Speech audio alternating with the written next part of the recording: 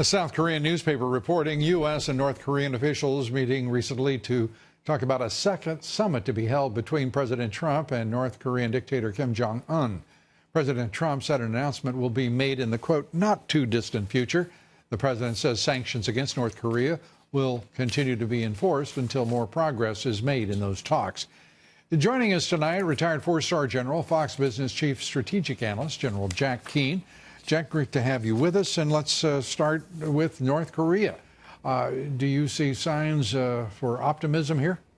No, I don't, Lou. The reality is, while there has been some progress, you know, there's no missiles flying over Japan and towards Guam, and there's no nuclear testing, and clearly there's been some warming of the relations between North and South, reconnecting families, reconnecting rail lines, return of hostages to the United States, and return of some remains. But on the core issue, Lou, of disarming and destroying nuclear weapons and ballistic missiles, none of that has taken place. They haven't even provided us an inventory of what they have, which is one of our first requests that we've made. So we're at a stalemate. A stalemate that one hopes the president can break. He's already moved the dial considerably.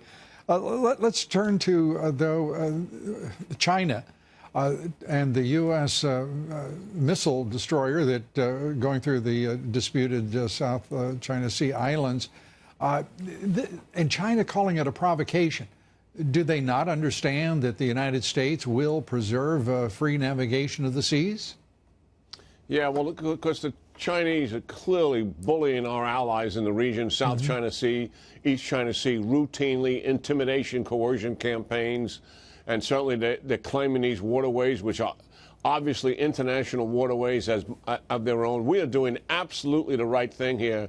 The president is right on the mark in confronting China comprehensively, not just the fact that they're economic predators, which they are, and we're doing that, but also with this military aggression that they have in the East and South China Seas, and certainly naval passage through the Straits of Taiwan and the South China Sea are absolute must, and we've got to work with our allies in the region to shore up their weak knees at times, because China muscles them so much, Lou.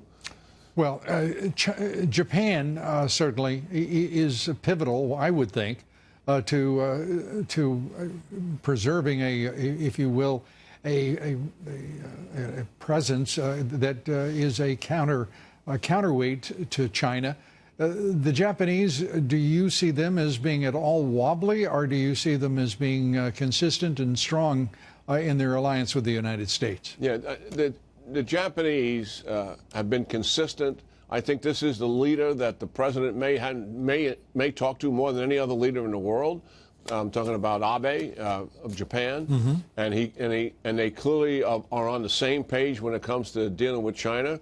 Abe is certainly increasing his defense capability quite a bit, as we all know. Post World War II, they've been very passive for all the obvious reasons, but now they've got a major aggressor in their doorstep, and they're willing to step up, and they're going to buy F-35s from us in some significant numbers. So yeah, they're moving in the right direction for sure. And as we wrap up here, General, your view on Iran making announcements that they will be putting their Navy into the Atlantic.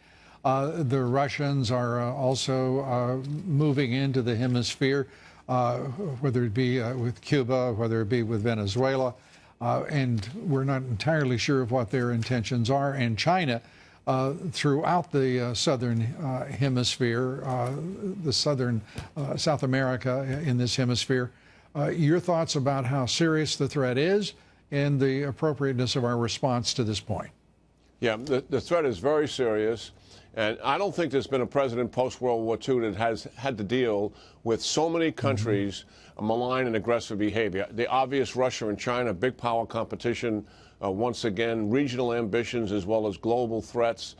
Iran clearly wants hegemony in the Middle East and sponsors terrorism around the world. And clearly our friend in North Korea, troublesome to say the least. These are major, major issues that a president in my lifetime has not had to deal with. And they have a comprehensive national security strategy to deal with this. It's about execution and implementation. And do you think that execution and implementation is moving apace? It's moving in the right direction. I mean, nothing's perfect out there, to be sure, but pushing back on China is centered to this, pushing back on Russia's malign and aggressive behavior, using NATO to do that as well, stepping up against the Iranians, particularly in the Middle East. I'd like to see them stitch together kind of an Arab NATO in terms of political military alliance to help do that. So our allies are doing most of the heavy lifting and not the United States. But the United States has got to be there as the indispensable leader. General Jack Keane, thank you very much. Appreciate it. Okay, good talking to you, Lou. Good to see you.